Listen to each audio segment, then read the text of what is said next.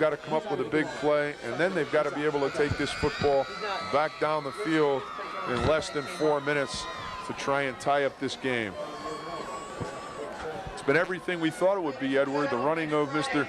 Tinney and Eason, big part of this game, but also the quarterbacking of Dave Pacheco, who has been able to run the option and also to throw the football, especially to Mark Gessner. Gessner has played a great game both on offense and defense. 2 big interceptions.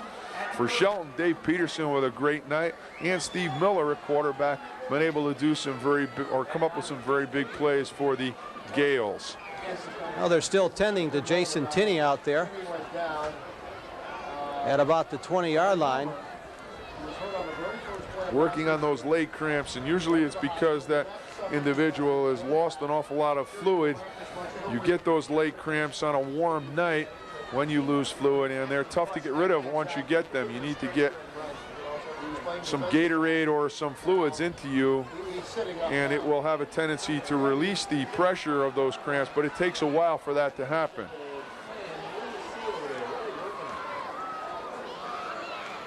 You would think that Jason Tinney could outrun those leg cramps with his speed, the way he's been going tonight. When we resume action here, the clock showing 4:41 remaining in this football game.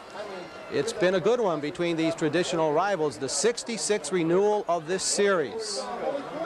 It's good to see that the coach, George DeMeo, and his sidekick, Bill Ganello, are here for WELI, covering this football game as the game of the week for high school football, and they have done a great deal to boost the interest of high school football in the state of Connecticut, and it's great to have coverage.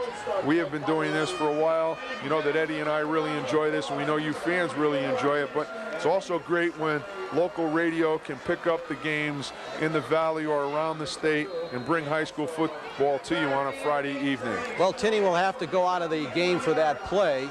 And Ansonia is now faced with a 3rd and long, the football just outside the Shelton 20.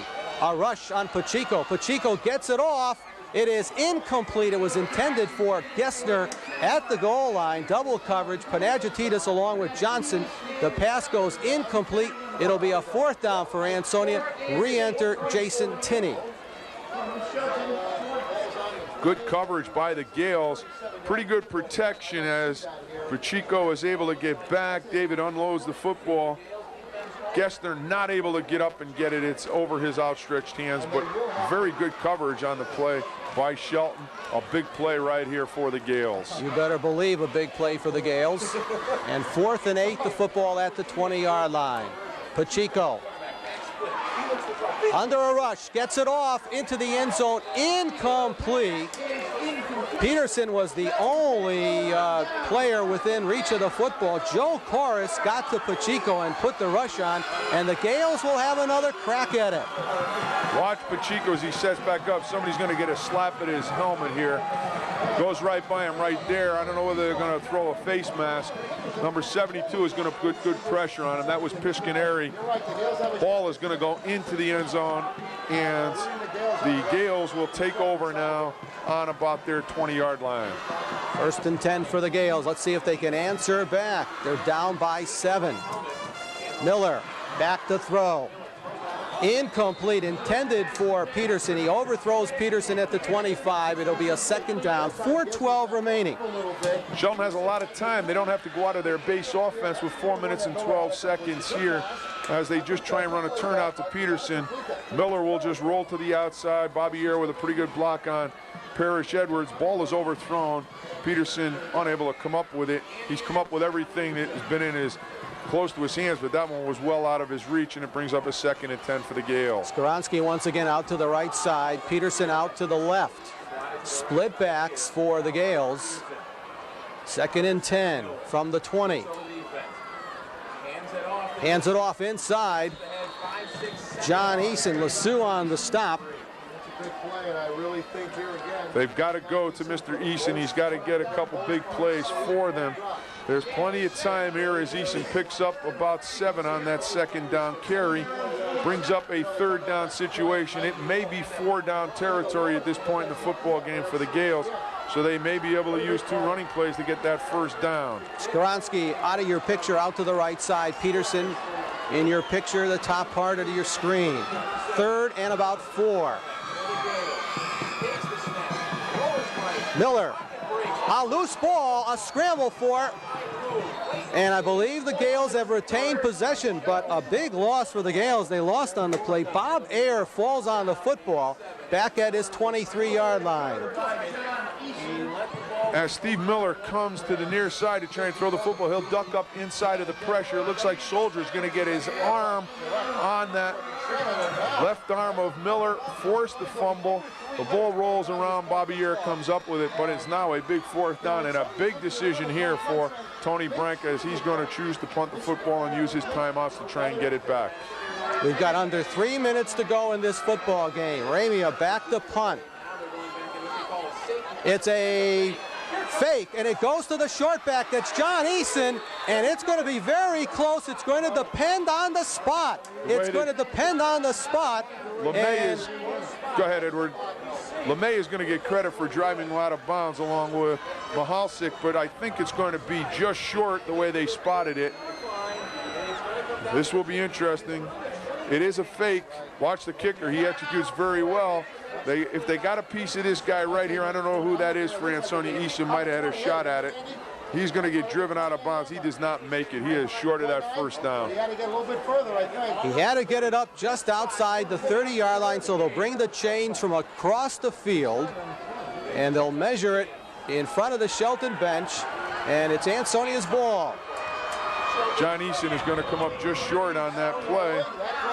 Good job by the Shelton Gales. They just were unable to get that necessary yardage. They come a yard short, and right now their defense is going to be asked right now to make some big plays. As you see Picarillo down on the ground, he looks like he's got those leg cramps also. It'll be interesting, buddy, to see what Ansonia does, whether they'll go wishbone and just try to grind out one 1st down, and that'll do it for them. Well, I don't know how many timeouts the Shelton Gales have used. They may have their entire package of 3. I think they took one in that goal line stands in that 3rd quarter, but I'm not positive how many they do have. But you're right, Edward, the wishbone and just grind it out. They need 1 1st down. There's 2 minutes and 36 seconds. They're down inside the 30-yard line. They don't need to score. All they really need to do is just run the clock out. Our score is Ansonia 21 and Shelton 14. The line of scrimmage is the 29. Ansonia has just taken over possession after Shelton on a fake punt attempt centered it to Eason, and John came up 1 yard shy of the 1st down. And the Chargers, as we speculate, they go to the wishbone, and they pitch to the bread and butter back. That's Eason. Now check that. That is Tinney. Eason plays on the black and orange. A loose ball on the play.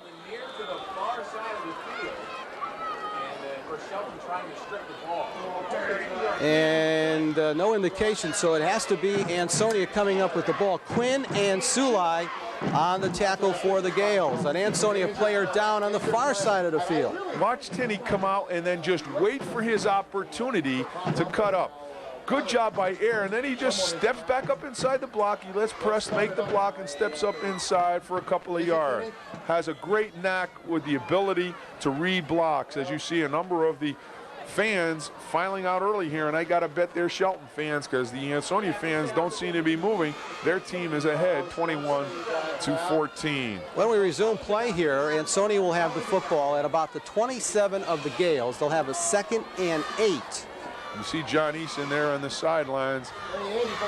That is not a cramp. He has something with his arm inside and maybe his inside of his hip area. And he is in a little bit of pain there as he is being helped on the sidelines. Over on the far side, it looks like Jason Tinney again, who is down with those leg cramps. And again, once you get the cramp, and I don't think that is Tinney, no. No, it's not. Tinney is back in the in his team's huddle. Once you get the cramps, it's very difficult to overcome without putting a lot of fluid in. As you see that young man being helped up and taken to the sidelines. That's the number sophomore 39, Reynolds. Peter Reynolds, who was checked into the backfield along with Press on that wishbone. So really, this is his first full game. So Reynolds is taken off the field. 2nd down for Ansonia at the 27-yard line of Shelton.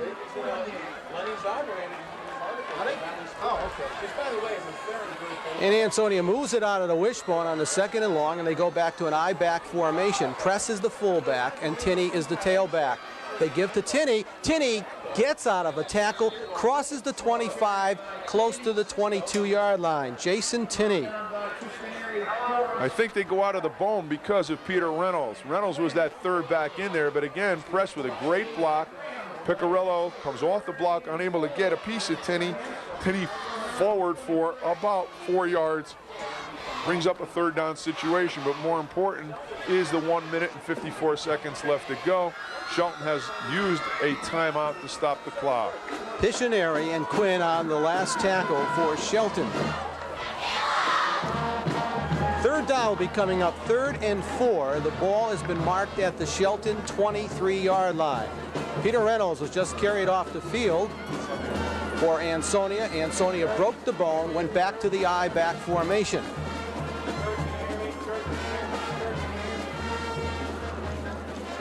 And you'd think everybody in the ballpark, buddy, knows what's going to happen on these next 2 plays.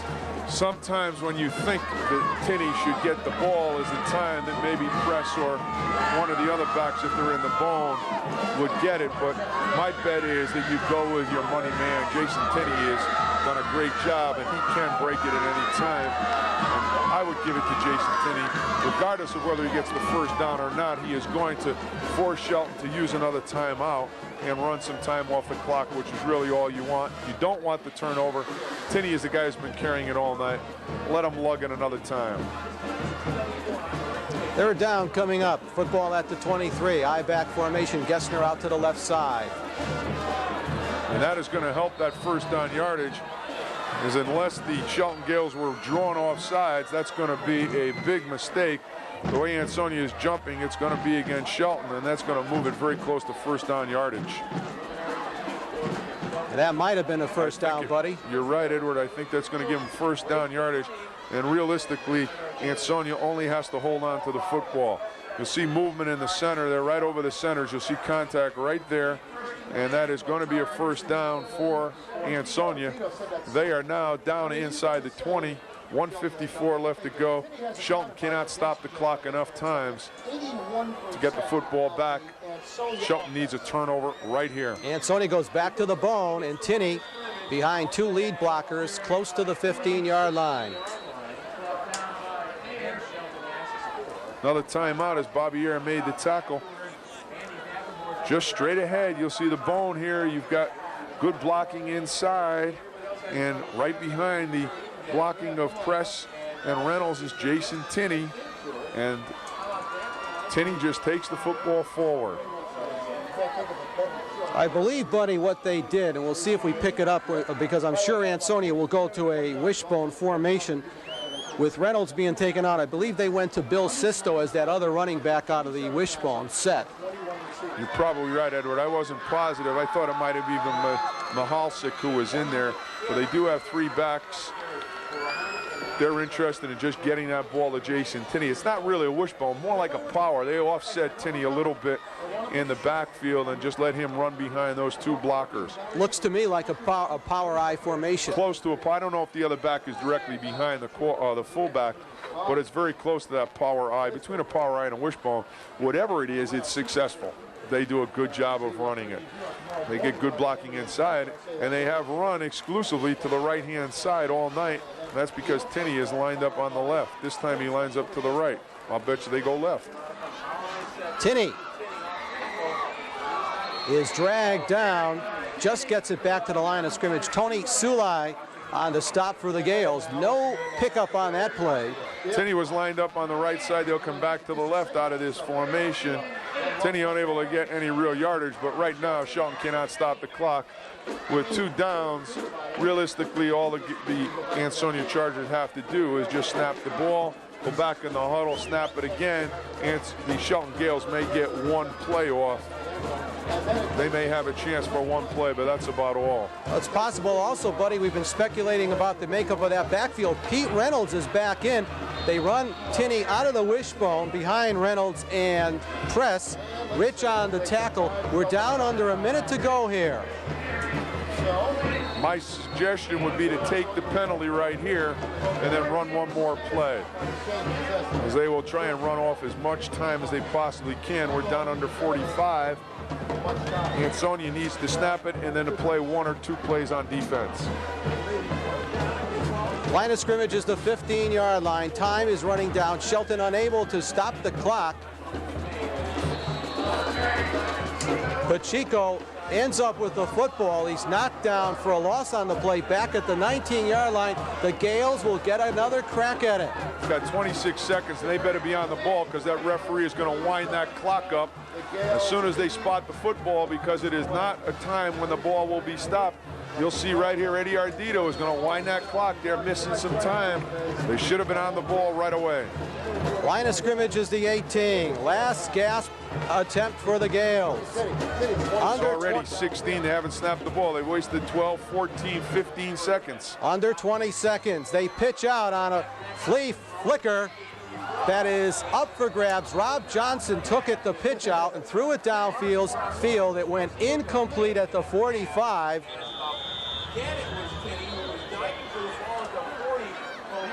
This is going to just be a pitch out and then an attempt to throw. Number 24, Rob Johnson, gets the ball down the center field. There's going to be a pretty good collision in there. Going up pretty high was Jason Tinney on the block. LeSue is there along with Mahalsik. You've got 2 people that are down right next to each other. One is Jason Tinney. I'm not quite sure who the other person is. We'll get a chance to see this again. Watch Tinney go up for the ball, and as he goes up, he is going to go up, and then he's going to get hit as he is in midair right there by the receiver, who is down for Shelton. Both young men really hit pretty good on that play, and they are down, both being administered to by their training staff. I'll tell you, defense has been a disaster thus far for Jason Tinney. He played one play last week, and he's been inserted, of course, in these obvious passing situations. You want to have a player like Tinney in the secondary. We think it's, well, let's not even speculate until we see a number there. Yes, Mark Russell. I should not second guess my spotter, Greg Minder, and you see in your picture a moment ago, John Eason's arm in a sling. Not a good sign for the Shelton Gale fans, as Eason took a hit, came up and had problems with his right side. We saw him being administered to on the bench. He now has that sling on, so it may be a shoulder or some type of arm injury for John. 7 seconds left to go. One play. It has to be a big one, obviously, for the Shelton Gales, as they are about 79.5 yards away from tying this game up. 7 seconds left as John Eason there played a great football game for the Shelton Gales. Unfortunately, Jason Tinney, his counterpart, did just as well, has put a couple of touchdowns on the board. Great pass also, Jason Tinney, to Mark Gessner early to tie this one. And it's been a great football game, but the Ansonia Chargers look like they're going to be able to prevail in this 66th meeting of these 2 fine football teams. This is a true prevent defense. Ansonia has 4 men. Bill LeSue is almost in the locker room. A double pass will be coming up. Rob Johnson flings it downfield. It's up for grabs. It is picked off. That's Jeff Press with the football on what should be the game's last play. Press bringing it back to the Shelton 20, and that just might wrap things up here in the 66th renewal of the series. That's it. Our final score here at Finn Stadium in Shelton. Ansonia eking out a 21-14 win over the Shelton Gales. We'll be right back with our presentation of our Blanchette's Player of the Game Award right after these messages.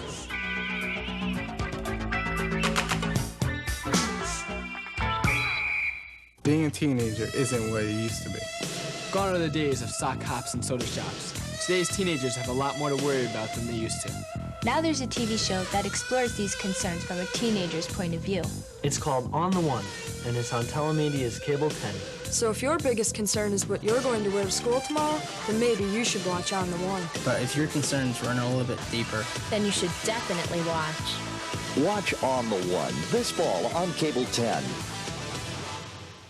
Blanchette Sporting Goods, a complete line of top-quality name-brand sports equipment. Athletic shoes by all the top manufacturers. Supply your team from head to toe with customized sportswear. Trophies and plaques for all occasions, custom engraving on the premises. Let them know your team with a large selection of licensed goods. Above all, customer service is a top priority. Blanchette Sporting Goods in Shelton. We don't just know sports, we live it. Well, Buddy Chernovitz, we had an exciting game here at Finn Stadium. Our final was Ansonia 21 and Shelton 14. And I don't know what it is about defense for our player of the game, but there's been bad things happening to him when he gets back on defense. And our Blanchette's player of the game, no doubt, the outstanding running back and captain for the Chargers, Jason Tinney. Jason Tinney, of course, scoring 3 touchdowns here at Finn Stadium against the Gales. First of all, Jason, your plaque, great game. Thank you. Jason, also the T-shirt, Blanchette player of the game, second one this year for us. You played one play on defense. Tell us what happened. Well, I seen a pitch pass coming, and I read on split and doing post, and I jumped up and I came right down on my head. You played one play last week, wasn't too good. As Eddie said, we got to keep you off defense because on offense you're just spectacular. Leg cramps a problem for you late in the game? Yeah. Well, I came in, I was tired from taking it easy at practice this week, and leg cramps just came in. Jason, 3 touchdowns. You went 80 yards on 1. Jeff Press, how important is he to that running game? He's very important to the running game, and so is the offensive line. I mean, without them, I wouldn't have had this great game. You had a great game all around. I don't know how much yardage you're going to come up with, but it's going to be well over 100 and something yards. You did a great job also on the screen pass. Is that something you guys really work at because you run an awful lot of screens in that offense? Yes, being that I'm little, they work on the screen and not having me banging in the inside. You come back off a week after you had a bang the first play of the game, and now you're 2-0 this football team. What are the goals for Ansonia in this football team? To win the NBL and win the state championship. You guys are well on your way. Eddie, a great football game by this young man, and we're going to see you again later on in the year. Congratulations. Thank you. Certainly was, Buddy. And we want to remind our viewers out there that after this exciting game, we're going to be taking off a week. Next week, we'll be taking that week off. We'll be back with you a couple of weeks from now, and our next Telemedia Valley High School football game of the week will be the Shelton Gales traveling to DeBarber Field to meet the Seymour Wildcats. Once again, our final score from here at Finn Stadium was Ansonia 21 and Shelton 14. On behalf of our Blanchette's player of the game, Jason Tinney, and Buddy Chernovitz, this is Ed Clements. Good night, everyone.